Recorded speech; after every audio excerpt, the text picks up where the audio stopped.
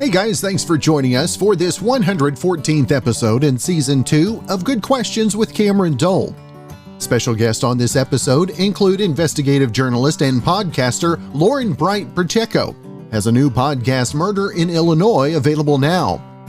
We'll also visit with legendary actress Dee Wallace, got a new horror movie, The Nest.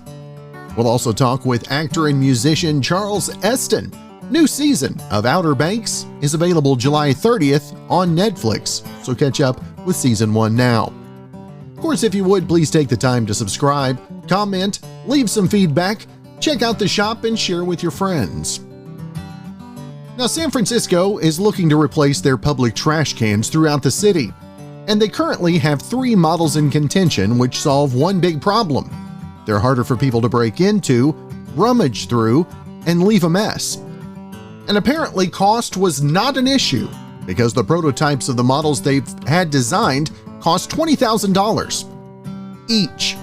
Every trash can, $20,000. Now, there are more than 3,000 public trash cans throughout the city, so if you do the math, that's more than $60 million. For the record, the city notes that while the prototypes will cost up to $20,000, when they have them mass-produced, the price should come down.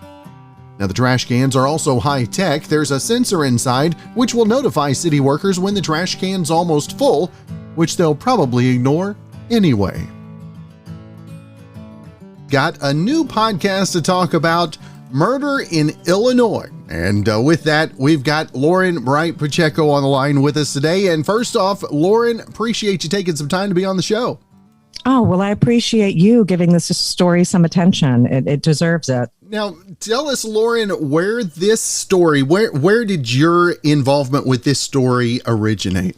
Well, I had been covering true crime and television for about a decade, but I'm based in the New York City area. So this was a regional story, and it didn't even pop onto my radar until the 10-year anniversary of the tragedy. And I was kind of bewildered that I'd not heard of it because it was a heartbreaking case, a family annihilator, beautiful family, 3 beautiful children. And it happened to unfold, though, at the same time in the same courtroom under the same state's attorney as Drew Peterson, who was the wife-killing cop. Mm-hmm. And that story sucked the national limelight away from the Vaughn case. And it was actually a shame. The state's attorney lamented at the time that the Vaughn case didn't get enough media attention.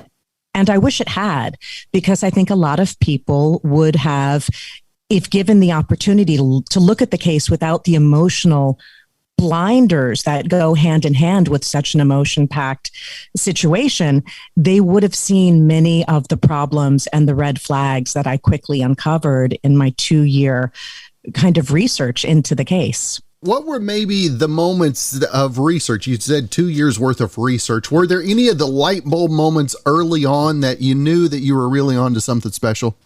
Yes, I had the opportunity to reach out to both of the families involved. And honestly, quite understandably, the family of the deceased wife was not willing to go down this path with me.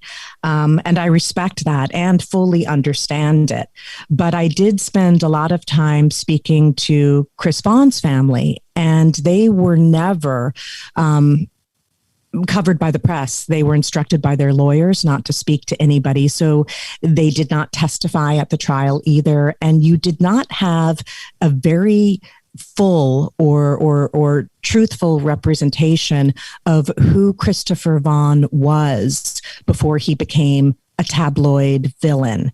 And so that right away struck me as incongruous with the way in which he had been portrayed almost immediately by the press and the prosecution. The Will County State's attorney called this man a heartless, soulless psychopath. And when you speak to his family and realize that that's very much at odds with the person they knew and the home video I've gone through and the interviews I've conducted, that raised a flag because it pretty much calls to mind tunnel vision. When you have a lone survivor in a horrific tragedy who has non-life-threatening wounds, suspicion immediately clouds the judgment. Mm-hmm. And that very much was at play in this situation. What is it in the 2 years of study and research? What is it that keeps it alive for you as you're doing that research? I know it can get a little heavy, a little wearing. What is it that keeps the motivation for you?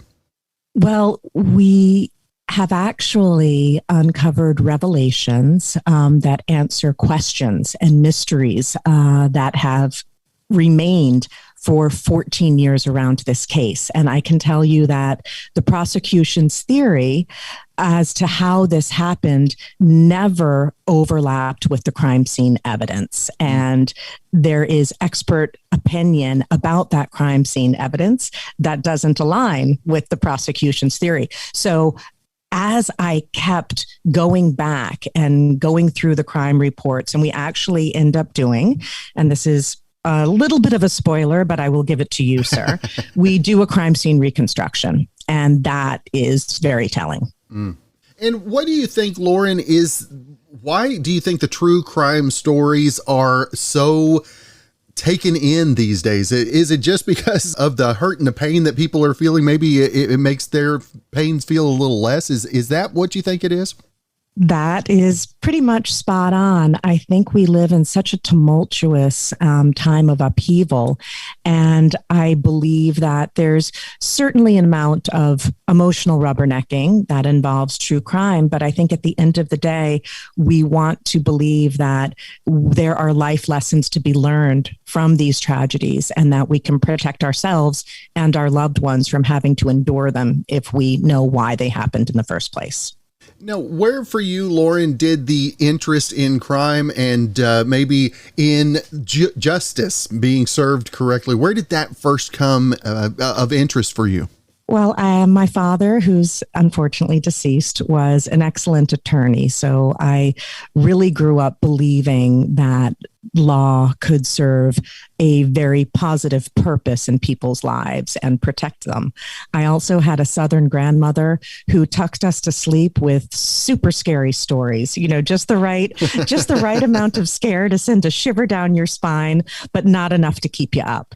And so I think that for me, this was the melding of both. If folks want to find more information, Lauren, about murder in Illinois and some of your other investigative podcasts and work as well, where is the best place for folks to keep up with that?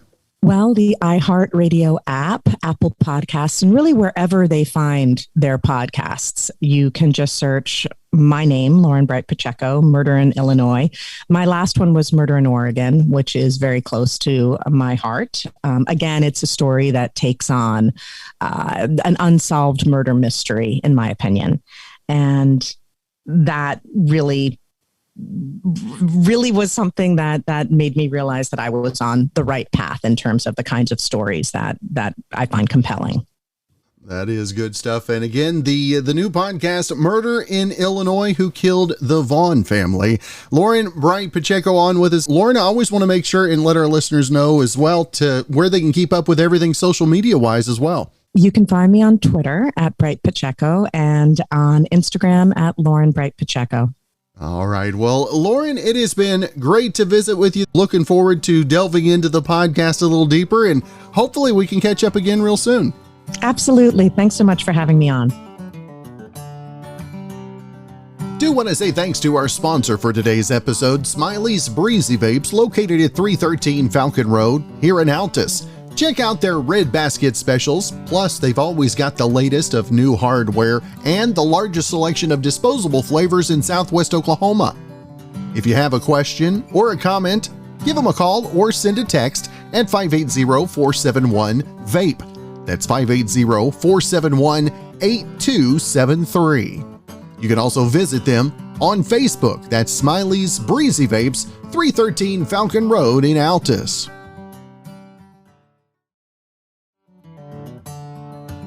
Now it's summer and it just keeps getting hotter and hotter.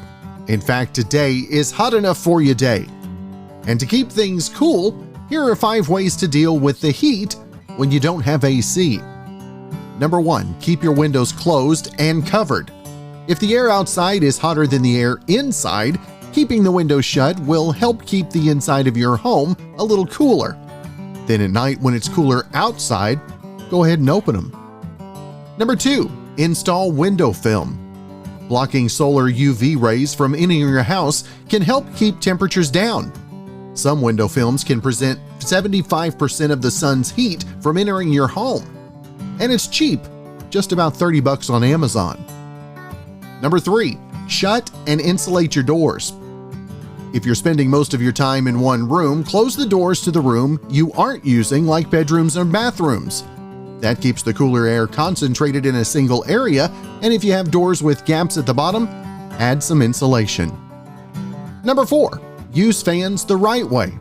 Creating a cross breeze with fans is the best way to circulate cooler air and push hot air out. And number 5, manage the humidity. Humidity can make the summer heat feel even worse. A dehumidifier won't lower the temperature, but it will help you feel less sticky and uncomfortable. You've seen her on the big screen a time or two, I guarantee. We've got Dee Wallace on the line with us, got a new movie to talk about, The Nest. And Dee, I don't think I'm going to be able to sleep tonight. I just got done with the trailer, so there you go. Well, wait till you see the movie, baby. It's pretty disturbing. James Suttles, our director, did a great job with this little film. A lot of really great performances, but it is creepy. and Dee, tell our listeners a little bit about The Nest. And this is kind of like, well, it's if Chucky became the Snuggle Bear, kind of like, right? Yeah, that's a pretty good analogy. Well, it's a story of this family that goes to the swap yard meet thing and buys this bear. Unbeknownst to them, this bear is infected with a queen and her insects.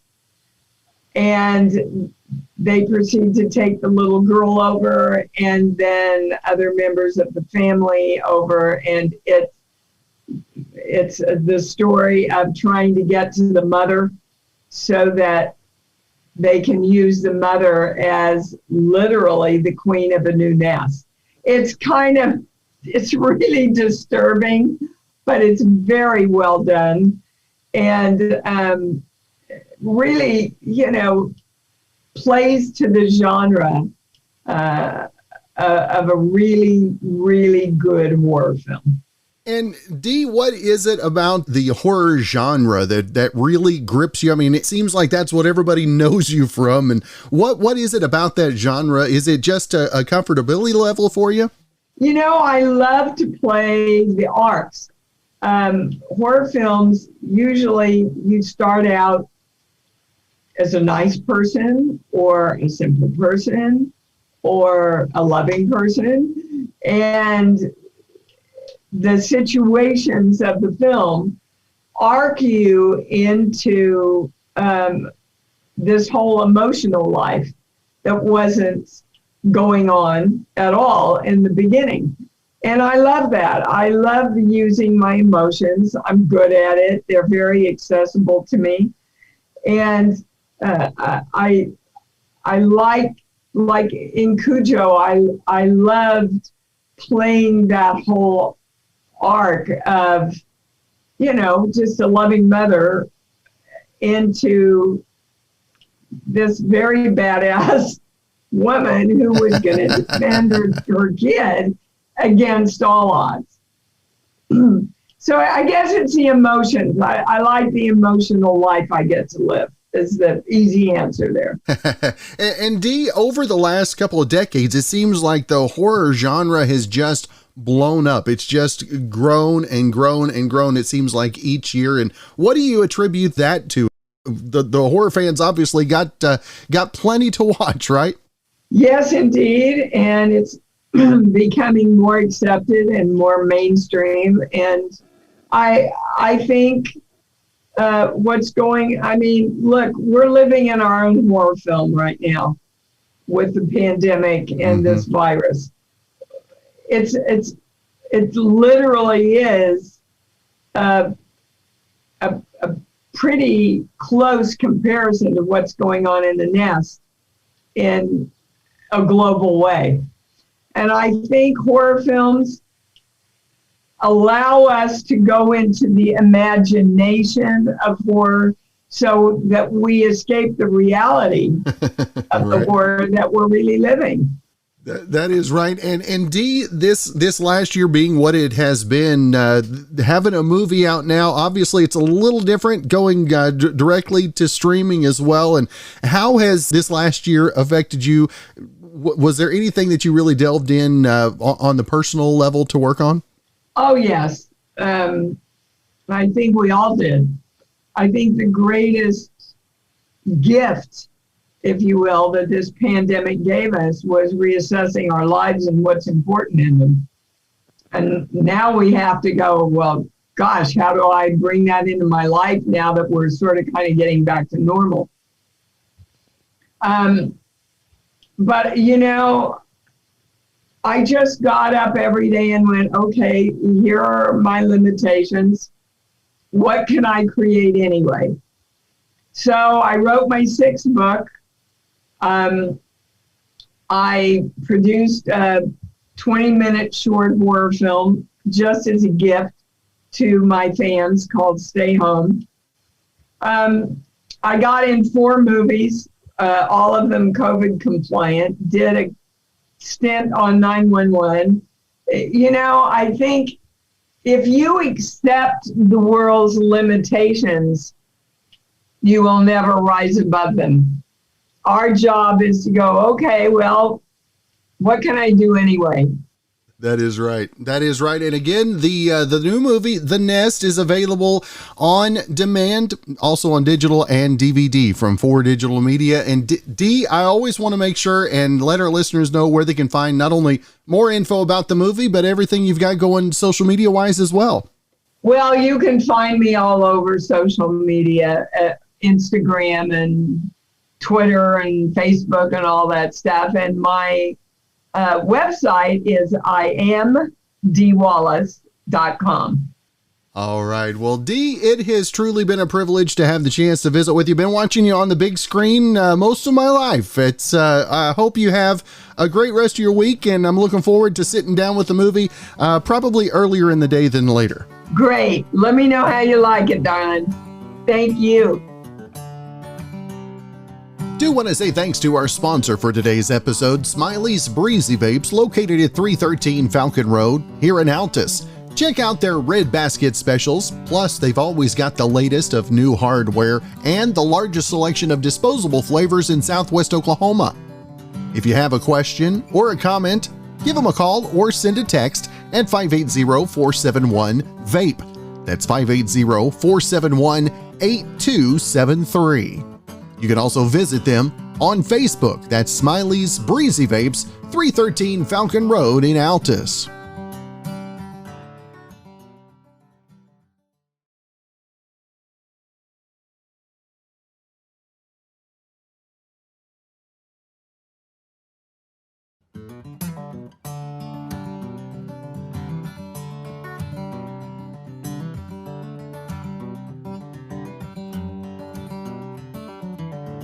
Now, who do you trust more?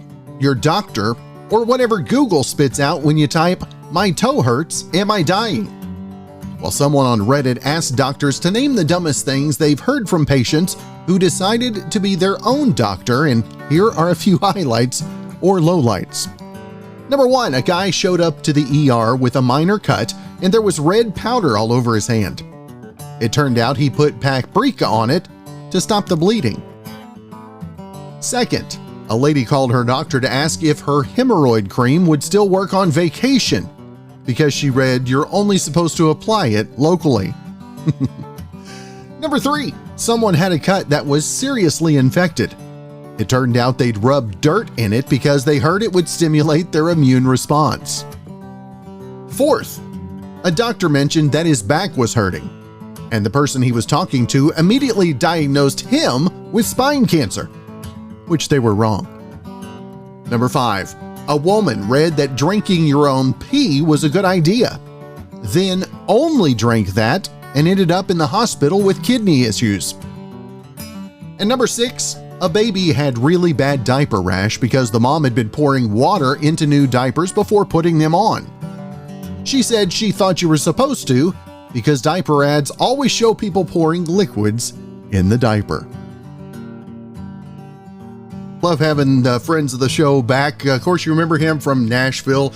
I first got introduced to him with The Who's Line.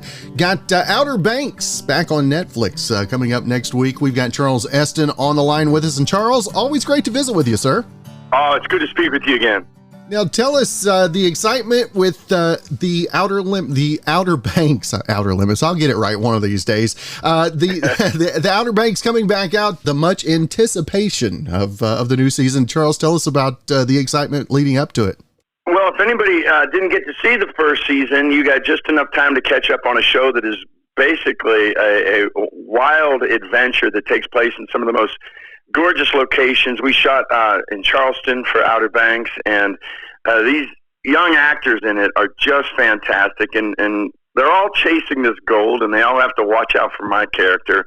But in the end, what really is the gold, I think, is the relationship, the bonds between these best friends riding on this adventure. And I think people initially thought it might be just a young adult show, but during the lockdown, whole families watched it together, and I can't tell you the number of moms and dads and grandmas and grandpas that came up and said, "No, I'm hooked too." So all of that is about to get even wilder for the second season, which didn't just take place in Charleston, but had a lot of shooting in Barbados as well. This thing is gorgeous and dangerous and wild, so don't miss it. Yeah, Charles, somebody's got to tough it out and make those locations. So I'm glad that your schedule allowed. Well, it was a sacrifice that I was willing to make for the Netflix audience to go to Barbados for 6 weeks, and I think it paid off. Charles, tell our listener what to expect from the new season. I mean, obviously not any spoilers, but you've already talked about locations. Yeah, well, that is a major part of it. What struck me is I always thought that the thing is intricate, too. There's a storyline that has to really unfold, and I thought last year was like really tough algebra, and for the writers, like, how do you solve all these things and make them all? This year it gets even wilder. It's like the writing they did sort of blew my mind, and the best part about it is it doesn't even take a breath. From the moment the second season starts, we're off and running, and now we're flying to the Bahamas, and it's if you're an Outer Banks fan, you really need to buckle up, and if you're not yet, you will be. Charles, tell us a little bit about, you talked about folks, this blowing up with pandemic, folks having to be home, and all kinds of opportunities to watch stuff. I know you've been in so many series. What's kind of maybe the biggest surprise that you've been getting from folks that have been stuck at home this last year? Well, I guess it's not a surprise, but what they say, it's sort of, well, I never thought of it in advance, is what I would say, is that, these lockdowns, they were bleak. They were very bleak. They were very lonely. They were very, dark. And so to turn on your TV and have this thing that was so warm and exciting and adventurous and out and about and going around the world, and more than anything, that there was this group of people that was so together and there for each other. So it was sort of like a glass of water in a desert of all those things. And so I think people were surprised at how much it kind of moved them a little bit just to be a part of that on those harder days. And now that we're obviously opening up so much more, I think that bond has been made, and they're going to want to go back there anyway. So for me, it was just how much it connected on an emotional level would be the thing that might have caught me off guard a little bit, because it's an adventure. It's an adventure like an Indiana Jones or the Goonies or any of things like this. So when you can do that and then also pull their heartstrings, that's a very cool show. Charles, what was the toughest part of pandemic for you, and maybe what did you learn the most about yourself in that time? Well, I want to start by saying that I'm low on the totem pole of people that had it rough. There's so many that had it so rough, and my heart goes out to so many of them. We were rather blessed. The fact that we're even able to shoot this show mind you, with enormous restrictions, with red zones, green zones, yellow zones on where we were shooting, with mandatory masks except for right before you go on camera, with testing. All those things were part of the Outer Banks 2 shooting experience. Gladly, thrillingly, none of that is seen on screen. It's escape once again. But for me, actually, some of it brought a blessing, is that I'm involved with a group called Musicians on Call. Mm-hmm. And they are a group that gets people that play guitar or piano or some kind of singer-songwriters into the place where live music is perhaps needed the most, which is hospitals, like, VA centers, hospice centers. And I was real blessed by the way Musicians on Call was able to amp up their Zoom shows. So I was able to play music for folks in hospitals and in tough situations, and for hospital staffs, right here from my office, right on a Zoom call. And so there was still connection. I think we all hopefully don't take for granted how fortunate we are that this thing happened at a point where we could still at least see and talk to each other on a camera. So that was really, and getting to see the people that were going through so much through that camera, getting to play a little music for them, that was probably what I'll take away the most. Charles, how much did you have to grow your tech knowledge over the last year as well to keep up? It did grow a little bit. I think it did for almost everybody. I mean, I'm slightly in that older generation. I think a lot of us went, well, I better learn this thing now. And besides the Zoom calls that I got to do with Musicians on Call, one of the other things was I wasn't able to do the touring with my music like every other artist. Mm-hmm. There was no touring. So once again, that's where my wife and I started this thing called the Quarantine Live Stream.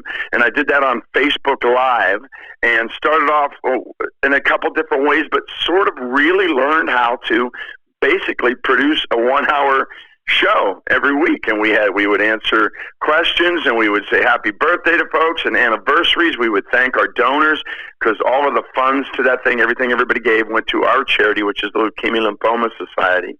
And so I think we had to get really good, especially my wife. She became my producer, and I really got to give it up to her. We got pretty slick at these things. We did 54 of them because there were. I think we've done more than that now. I forget what the exact number is, but we were doing them every week for a while. Now we've moved back to every month, but we had to learn a lot in that time. And Charles, how much different was number 54 as opposed to number 1 whenever you go up the first time? I remember when those first rolled out, not getting the feedback. How challenging was that first time around? Well, we actually, unfortunately, started with a whole lot of viewers. I say unfortunately because we weren't ready for it yet. And we would lose signal, and the Wi-Fi would go down, and I have the camera were not facing the right way. So we sort of it was learning as you go. My whole thing, even as a musician, is I'm never about the perfection of the moment. I don't have a shot at perfection, so I always aim for connection. And I think even in those early shows that were technically problematic, there was still being a connection made by people that were in, homes so separated, so on their own. We were all there together, and they could all comment and say hi to each other. They developed a community of people that, it's outside of whether I'm even there or not. They still are in touch and are there for each other. So it was more of that. But, yeah, we got good quick. That's good stuff. And again, Outer Banks Season 2 releasing on Netflix next Friday. And Charles, I always want to make sure and let folks know not only where they can keep up with more info about the show, but everything you've got going social media wise as well, my friend. Oh, thanks so much. I was at charlesesten.com. I'm on Charles Esten on Twitter, Charles_Esten on Instagram. And if you look at it now, what you'll find is that I'm talking about, I have a show in Charleston. My band and I are playing a show at a place called the Windjammer the night it drops. So it's actually the night of the 29th. And of course it drops in the middle of the night after midnight. So that's kind of cool. And that's where you can find out about all that stuff is at charlesesten.com. All right. Well, Charles, it's always great to visit with you, sir. I look forward to the new season and hopefully catching up again real soon. I look forward to it too. Thanks so much, Cameron. Well, thanks again for joining us for this 114th episode in Season 2 of Good Questions with Cameron Dole. If you ever have a comment, a question, maybe anything else you'd like to know, you can hit me up on the contact page at gqwithcam.com.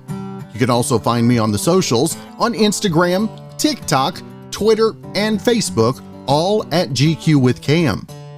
If you'd like to help out in the funding for this podcast, you could visit our merch store where we've got hoodies, shirts, tumblers, mugs, stickers, and more. gqwithcam.com/shop. You can also give a one-time donation at buymeacoffee.com/GQWithCam.